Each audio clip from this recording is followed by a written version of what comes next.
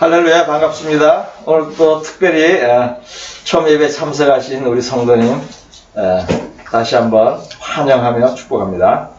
오늘 하나님께 주신 말씀 마태복음 9장 35절에서 38절까지입니다. 마태복음 9장 35절에서 38절까지.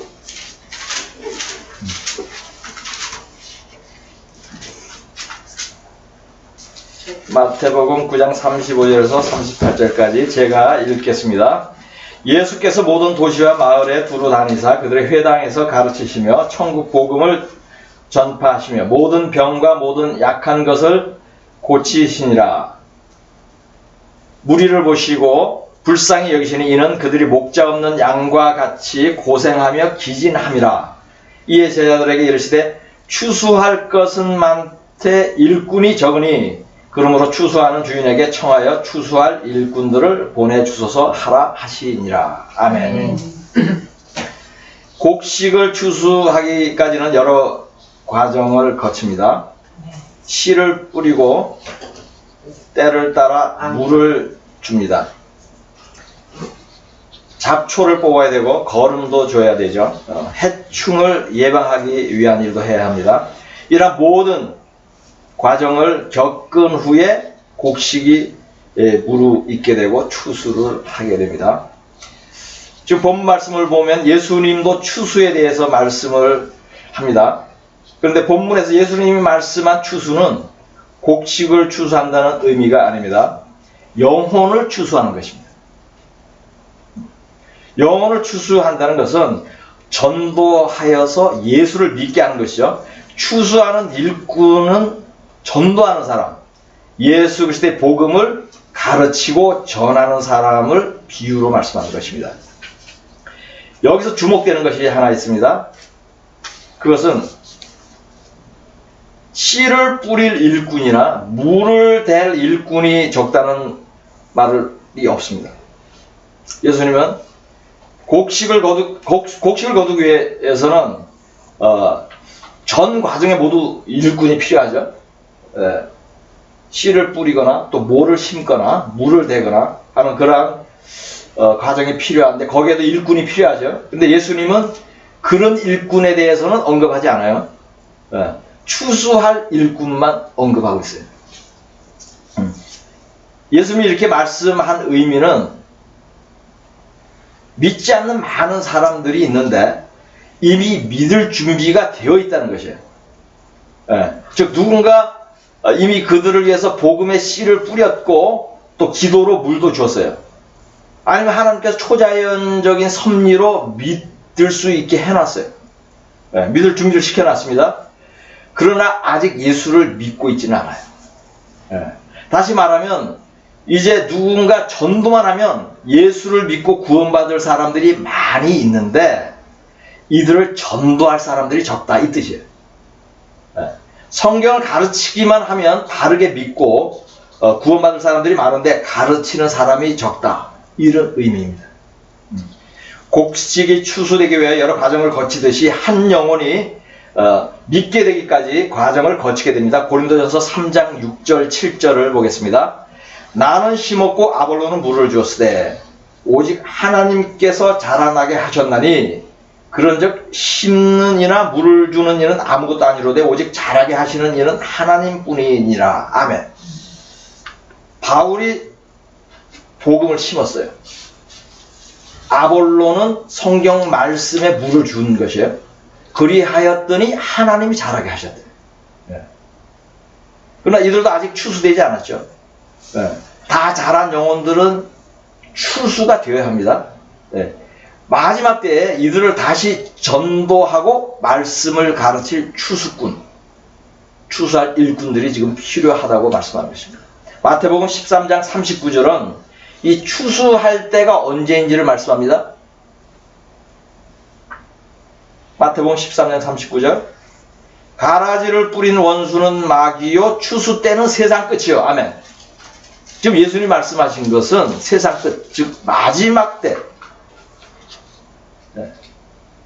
를 얘기하는 거예요. 추수 때는 세상 끝이라고 얘기하죠. 예수님이 말씀하신 밭이 휘어져 추수할 때 그것은 세상 끝날인데 언제죠? 바로 지금이에요. 지금이 마지막 때이잖아요. 세상 끝날에는 물을 주고 심고 물을 주고 할 시간이 없어요. 물을 심고 물을 주고 추수할 때까지 기다릴 시간이 없다는 거예요. 추수할 시간밖에 없어요.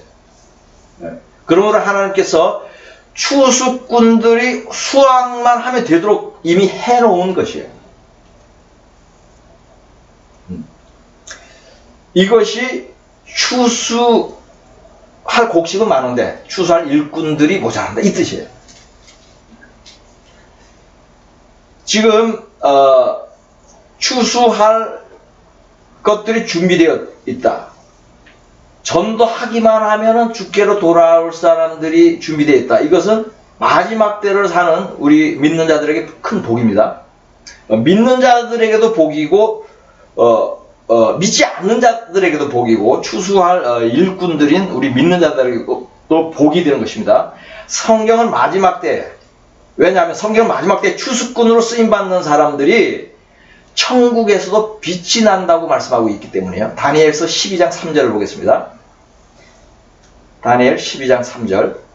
지혜 있는 자는 궁창의 빛과 같이 빛날 것이요 많은 사람을 옳은 대로 돌아오게 한 자는 별과 같이 영원토록 빛나리라. 아멘. 다니엘서 12장은 마지막 때에 대한 예언이에요. 마지막 때에 대한 예언. 언제에 대한 예언이라고요? 마지막 때. 아멘. 이 구절은 지혜 있는 자와 많은 사람을 옳은 대로 돌아오게 한 자, 이거 같은 의미로 말씀해요. 수식어를 보면 알 수 있죠. 둘 다 빛이 난다고 해요. 다시 한번 보겠습니다. 지혜 있는 자는 궁창의 빛과 같이 빛날 것이요 많은 사람을 옳은 대로 돌아오게 하는 자는 별과 같이 영원토록 빛나리라. 이 빛은 무엇을 의미하죠? 빛은 영광을 의미하죠. 근데 이 영광은 땅에서의 영광이 아니에요. 천국에서의 영광이에요. 즉 마지막 날에 많은 사람을 옳은 대로 돌아오게 한 그런 지혜로운 자는 별과 같이 영원토록 빛나는 상급이 주어지는 거예요. 천국에서. 저번 설교에서 제가 지혜와 지식에 대해서 말씀한 적이 있죠. 최고의 지혜가 뭐라 그랬죠? 최고의 지혜는 내 영혼이 구원받는 지혜이죠. 근데 다니엘서 지금 12장 3절을 뭐라고 해야죠? 사람을 전도하는 사람이 빛이 날 정도로 지혜로운 사람이라고 그러죠. 옳은 대로 인도하는 사람, 옳은 대로 돌아오게 하는 자, 이게 전도하는 것이죠. 그죠? 근데 이 사람이 빛이 날 정도로 지혜로운 사람이라고 말씀합니다. 그러니까 이 두 말씀은 하나로 연결되는 것이에요. 즉 남을 전도하는 자가 자신의 영혼도 구원받는 지혜로운 자가 되는 것이에요. 최고의 지혜, 내 영혼이 구원받는 지혜. 근데 그것은 다른 것이 아니고 다른 영혼들을 구원하는 이라는 것이에요. 이 연결이 됩니까? 아멘. 아멘. 네. 연결시키셔야 돼요. 그래야지 지혜로운 자가 되는 것입니다. 네. 그러므로 지금 영혼을 추수하라는 예수님의 가르침도 결국은 여러분의 영혼이 구원받는 지혜를 알려주는 것이에요. 네. 추수할 것이 많으니 추수하는 일꾼도 많이 필요하다는 가르침을 여러분에게 적용하면 마지막 때에는 전도하기만 하면 즉시로 믿고 구원받을 자들이 많으니 전도를 열심히 하라는 것이죠. 또 마지막 때에 추수꾼이 되어야 하는 또 다른 의미 한 가지를 살펴보겠습니다. 요한복음 4장 35절에서 38절까지입니다. 너희는 넉 달이 지나야 추수할 때가 이르겠다 하지 아니하느냐? 그러나 나는 너희에게 이르노니 너희 눈을 들어 밭을 보라. 희어져 추수하게 되었도다. 거두는 자가 이미 삭도 받고 영생에 이르는 열매를 모으나니 이는 뿌리는 자와 거두는 자가 함께 즐거워하게 하려 함이라. 그런즉 한 사람이 심고 다른 사람이 거둔다 하는 말이 옳도다. 내가 너희로 노력하지 아니한 것을 거두러 보내었노니 다른 사람들은 노력하였고 너희는 그들이 노력한 것에 참여하였느니라. 아멘. 이 구절에 아주 중요한 포인트가 세 가지가 있어요. 여기 아주 큰 의미, 깊은 의미가 있습니다. 첫 번째로 예수님과 제자들이 추수할 때에 대해서 얘기를 하는데 서로 견해가 달라요. 그죠? 제자들은 넉 달 후에 추수해야 된다 그러는데 예수님은 지금 해야 된다. 왜 그러죠? 왜 이런 견해 차가 있는 거예요? 지금 제자들은 실제 곡식을 얘기하는 거예요. 그러니까 이때가 한 5월 달쯤 된 것 같아요. 9월, 10월 돼야지 추수하니까 넉 달 후에 추수합니다. 이렇게 얘기해요. 예수님은 지금 추수해요. 왜냐하면 예수님은 영혼 추수에 대해서 말씀하고 제자들은 육으로 보고 예수님 영으로 보고 얘기한 것이죠. 예. 그래서 지금 우리 성도님들 지금 추수할 때가 언제죠? 우리 성도님들은 하나만 가르치면 열을 알아요. 예. 천재들도 많이 모셨고 지혜롭고 지식이 많아요. 예. 2달 후 추석 때쯤에 추수하는 거 아니에요? 예. 그렇게 생각하시는 분 있으셨어요? 추석 때 추수는 먹고 있고 후에 추수는 먹고 있고 그렇지 뭐 다르니까. 곡식은 곡식은 그렇게 해당이 되는데 지금 우리는 영혼 추수에 대해서 배우고 있습니다. 예. 깨달음이 오시죠, 그죠? 예. 그래서 지금 즉 다시 말하면은 지금이 추수할 때이고 또 다시 말씀하면 주님 오시는 날까지 매일이 추수할 때예요. 아멘? 아멘. 두 번째로 세 가지 포인트 중에 두 번째입니다. 여러분이 마지막 때 추수꾼으로 일을 하잖아요. 그러면 큰 혜택을 받아요. 큰 혜택을 받는 것이에요. 요한복음 4장 38절 다시 보겠습니다. 내가 너희로 노력하지 아니한 것을 거두러 보내었노니 다른 사람들은 노력하였고 너희는 그들이 노력한 것에 참여하였느니라. 아멘. 지금 여러분이 추수를 하잖아요. 전도를 해서 예수를 믿게 하잖아요. 그러면은 이 사람이 믿게 되기까지 많은 사람들이 노력했어요. 복음을 전했어요. 근데 안 믿은 거예요. 또 기도도 했어요. 근데 안 믿었는데 이 마지막 때는 전도하면 믿는 거예요. 그러면 이것을 뭐라고 표현하냐면 성경은 그들이 노력한 것에 참여했대. 한글 성경은 그렇게 되어 있는데 영어로 보면은 조금 더 노골적으로 표현이 되어 있어요. 네. 그들의 노력으로 너희가 이익을 보았다. 이렇게 되어 있어요. 베네핏을 받았대. 이게 마지막 때 그 추수하는 사람들이 보는 이익이에요. 그들이 훨씬 더 많이 노력했어요. 근데 내가 마지막 때 전도하니까 예수를 믿어요. 그러니까 거의 너희는 이익을 볼 거야. 그들이 노력한 것에 이익을 보았다. 그러니까 그런 일을 하라는 거예요, 지금. 그런 일을. 네. 이 혜택을 받는 것이죠. 세 번째. 거두는 자가 이미 삭도 받고 이 부분에 주목해야 돼요. 이것이 가장 중요한 포인트입니다. 여기 엄청난 의미가 있어요. 믿는 여러분은 추수할 사람으로서 주인에게 이미 삭을 받았다는 것이에요. 거두는 자가 이미 삭도 받고 이렇게 얘기하잖아요. 선불로 다 땡겨 받았어요. 예? 그러니까 해도 되고 하지 않아도 되는 것이 아니죠. 반드시 해야 되는 거예요. 돈을 받았으니까. 돈을 받고 일을 하지 않으면 어떻게 되죠? 약속을 어기는 것이죠. 그게 죄예요. 예. 게다가 그 받은 그 삭은요, 돈으로, 금액으로 환산이 되지 않을 정도로 큰 것이에요. 그것이 무엇인지 아세요? 여러분의 구원이에요. 구원의 삭을 받았다니까요. 이렇게 큰 삭을 받았는데도 일을 하지 않으면 어떻게 되겠어요? 삭을 도로 물어줘야 돼요. 여러분 아무도 구원을 반납하고 싶지 않죠? 여기에 여러분이 추수꾼이 되어야 하는 또 다른 이유와 의미가 있는 것이에요. 제가 추수한 경험을 한번 나누겠습니다. 여러분들도 추수를 한 경험이 있을 거예요.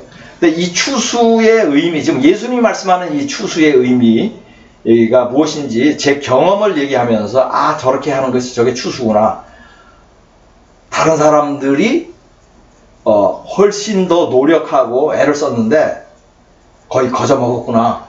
추수하는 사람이 마지막에. 예. 그 예를 갖다 제가 좀 설명해 드리려고요. 기대되죠? 여러분도 그렇게 하세요. 제가 한 10여 년 전에 3년에 걸쳐서 매년 3차례 캄보디아로 선교를 갔어요. 보통 한 20명이 팀을 이뤄서 갔습니다. 그때 거기 협력 선교사가 있었어요. 저희 교회에 협력 선교사가 있었는데 그곳에 이제 선교를 갔어요. 선교를 간 첫 해에 노방전도를 했어요. 제가 노방전도를 했는데 처음 복음을 전하는 사람을 제외하고 수십 명이 모두 예수를 영접했어요. 이 첫 복음을 전한 이 캄보디아 사람은 생각 좀 해보겠다. 예수를 믿어야 될지 안 믿어야 될지. 그러시라고. 그 외에 이제 계속 전도를 했는데 며칠간 한 30, 제 기억으로 한 30여 명, 이제 한 수십 명 되죠. 다 영접을 하는 거예요. 그런데 이 사람들이 매우 특징이 뭐냐면 매우 가난한 사람들이었어요. 정말로 찢어지게 가난한 사람들. 물도 없어요. 펌프 하나 가지고 몇백 가구가 펌프 하나 가지고 사용하고 있어요. 맑은 물도 못 마셔요. 그런데 이 사람들이 복음을 전하기만 하면 즉시로 예수를 영접하는 거예요. 제가 그때에 왜 가난한 자에게 복음을 전파된다, 가난한 자에게 복음이 전파된다는 그 성경 말씀라고 성경이 말씀하는지 제가 깨달았어요. 그들은 너무 가난해가지고 하나님의 긍휼을 입은 것 같아요. 그래서 추수할 일꾼만 있으면 믿게 하는 것이 하나님. 그 다음에도 같은 지역에 선교를 갔습니다. 캄보디아로 약 100명 정도의 영혼을 구원하였습니다. 제가 복음을 전한 사람들 중에는 한 사람도 복음을 거절한 사람이 없었어요. 모두 예수를 영접했어요. 이것이 기적인데 성령이 하신 것이죠. 성령이 하신 기적입니다. 그 다음에 세 번째로 또 캄보디아 선교를 갔습니다. 세 번째로. 그때는 약 200명이 저를 통해서 죽게 돌아왔어요. 이때도 전도를 한 사람 중에 한 사람도 예수 영접을 하지 않은 사람이 없었어요. 너무 놀랍죠? 그 중에는 나병 환자도 있었어요.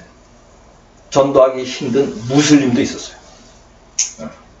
저는 그 당시 목사도 아니었고 성령 충만한 집사였어요. 제가 바로 본문이 말씀하는 추수하는 일꾼이었던 거예요. 제가 이렇게 많은 영혼을 주께로 인도할 수 있었던 것은 그동안 이들에게 복음을 전한 사람들이 있었어요. 기도를 한 사람들이 있었어요. 그런데 추수는 제가 한 것이에요. 무슨 뜻인지 이해가 가시죠? 예수님이 말씀하는 추수꾼. 이렇게 하는 거예요. 그렇지, 혹시 이해를 더 돕기 위해서 지금 제가 설명한 것이 그게 추수꾼인가? 이렇게 이해가 잘 안 가시는 분들을 위해서 한 번 더 얘기하겠습니다. 한 가지 더 말씀드리겠는데, 제가 뉴저지에 있을 때 건축하는 일에 종사하는 40대 초반의 과테말라 형제가 있었어요. 그 사람의 이름은 니키예요. 세븐일레븐에서 커피를 마시는 니키에게 제가 다가가서 예수를 믿느냐고 물어봤습니다. 믿지 않는데요. 그래서 예수를 믿어야 구원받으니 믿으라고 권했어요. 그랬더니 믿겠대요. 그래서 한국 교회에서 지원하는 그 스페니시 교회가 하나 있었어요. 근처에. 그래서 그 교회를 추천하면서 가라고 얘기를 했어요.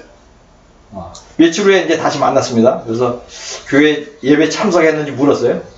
그런데 참석했대요. 그래서 어땠냐고 물었어요. 좋았대요. 뭐가 좋았느냐 그랬더니 찬양하는 게 되게 좋았대요. 그러면서 계속 교회 갈 것이래요.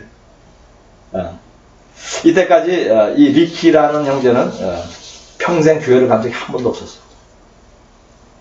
예수를 믿지도 않았지만. 근데 제가 이제 이 리키를 전도하고 대화하는 과정을 옆에서 계속 지켜본 사람이 한 사람 있었어요. 그 사람은 그 리키가 다니는 회사의 사장이에요. 한국 분인데 집사님이에요. 이분이 깜짝 놀라면서 얘기하는 거예요. 자기가 3년 동안 전도했는데 까딱도 안 했대요.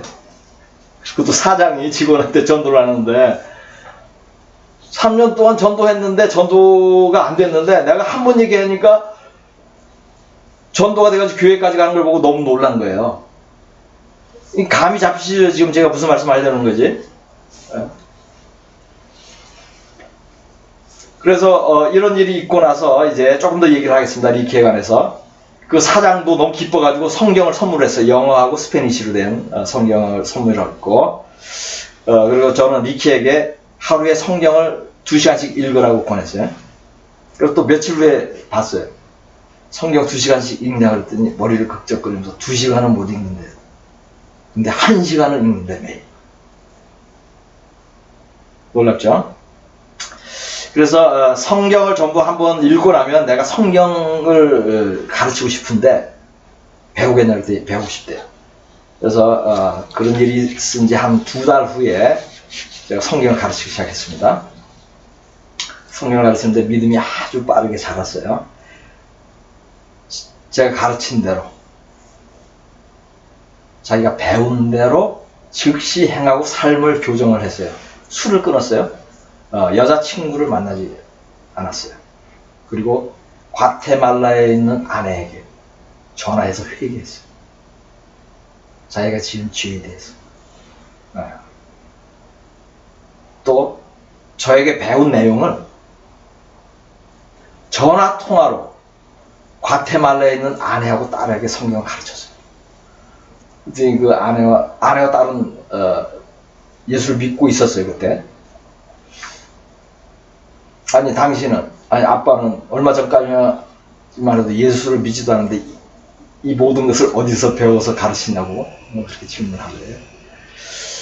그래서 이 리키는 이제 섬기는 교회에서도 본이 되었습니다. 예수를 믿은 지 불과 6개월 만에 리키는 교회 안에서 성경에 대한 지식과 행하는 믿음이 가장 출중한 성도 중에 하나가 되었습니다. 제가 성경 공부가 쉽다는 그 교재에 그렇게 써놨죠? 3개월만 배우면 그렇게 된다고 제가 경험한 것이에요. 그냥 교재가 좋다고 자랑하려고 한 말이 아니에요. 그래서 그 교회에서 목사와 모든 성도들이 감동을 받아가지고 리키를 장학금을 주어서 신학교를 보냈어요. 예수 믿은 지 6개월. 어떻게 이런 일이 가능하죠? 하나님이 하시면 가능한 것이에요. 지금 리키에 대한 이야기 좀 감동받을 만하죠. 더 많은 간증이 있는데 이만 줄이고. 근데 지금 말씀드리는 것은 제가 리키가 예수를 믿게 된 간증, 이것도 흥미롭지만은 그게 포인트가 아니죠. 지금 말씀드린 포인트는 제가 추수를 하였지만, 제가 추수를 한 거예요, 리키를. 근데 그 전에 심고 물을 준 사람이 있었죠? 리키 회사 사장. 복음 전했잖아요. 그리고 가족들, 부인과 딸이 기도했겠죠. 그죠? 그런 후에, 그런 것들이 쌓인 후에 저는 그들의 노력에 참여한 것입니다. 성경 구절 표현대로 되면 추수하는 이익을 얻은 것입니다. 지금 마지막 때에 추수꾼이 된다는 의미가 이해가 완전히 됐죠. 제가 이처럼 마지막 때에 영혼을 추수한다는, 저는 마지막 때에 영혼을 추수한다는 것, 추수꾼이 된다는 것이 무엇인지 실제로 경험을 한 것이에요, 제가. 본문 말씀 제게 응한 것이죠. 이 본문 말씀 제게 응했으면 여러분에게도 당연히 응할 수 있습니다.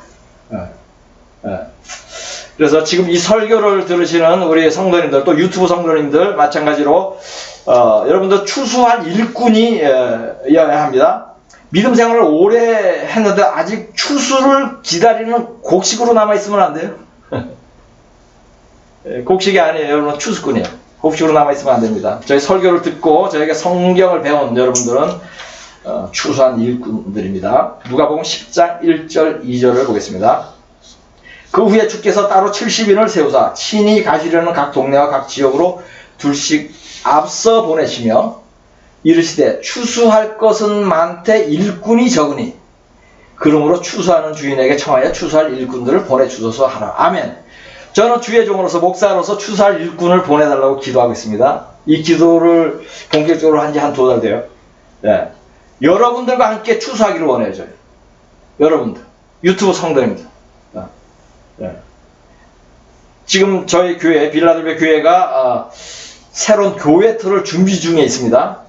지금의 가정교회보다 조금 더 넓은 곳으로 이전하기를 이제 소망하며 기도하고 있죠. 이렇게 하는 이유가 바로 마지막 때 추수할 일꾼들을 모으기 위한 것입니다. 빌라델비아 교회는 지금 이 마지막 때라는 말씀에 아멘이 되는 분들, 아멘 하시는 분들, 또 주님 오시는 그날까지 계명을 지키며 거룩하게 살기를 원하는 분들, 이 악한 세대 가운데서 미혹받지 않고 끝까지 믿음을 지키기를 소망하는 분들, 다른 영혼의 구원을 위해 추수꾼이 되기를 자원하는 분들, 이러한 분들을 위한 교회입니다. 다시 말씀드립니다. 믿는 여러분은 추수꾼으로서 이미 구원의 큰 삭스를 받았습니다.